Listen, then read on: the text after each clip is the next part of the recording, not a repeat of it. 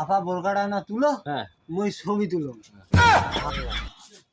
মামা, ও বাবা, ও বাবা, মামা। হ্যাঁ হ্যাঁ আর বাপই হ্যাঁ, কি ব্যাপারটা তো মারি যে অবশ্য এখন সেবা মাছ খাইছে ভাই। আরে বাবা কনকেনার হ্যাঁ এই লোন তুলিবার লাগে, হ্যাঁ এই মাঠকর্মী ছবি তুলিবার গেছো পাসপোর্ট সাইজের।